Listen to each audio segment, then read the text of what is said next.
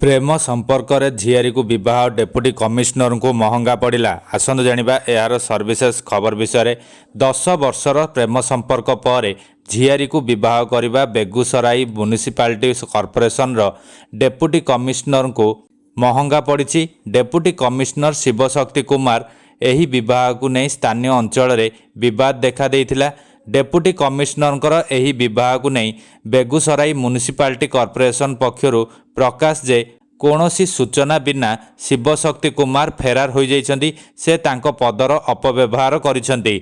बिहार सरकारी सेवक आचार नियमावलीर नियम भंग करिछन्ति। तेणु शिवकुमार को निलंबित करा जाइछि। निलंबन पूर्व शिवशक्ति कुमार बेगूसराई म्युनिसिपालिटी कॉर्पोरेशन रे डेप्यूटी कमिश्नर भावे कार्य करथिले। से चलित मास 10 अगस्ट रे बैशाली स्थित घर को जाइथिले। एहापरे से सजल को भेटिबाकू ऑफिस को आसीथिले। किछि समय पर दुहे चली जाइथिले।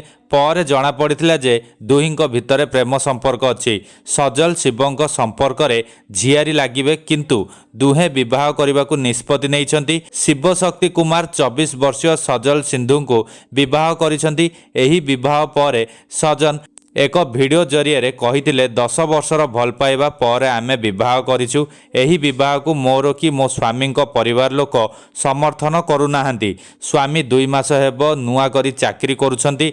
आमर एही विवाह हेतु स्वामी चाकरी सहित वैवाहिक जीवन प्रति विपद रहिछि।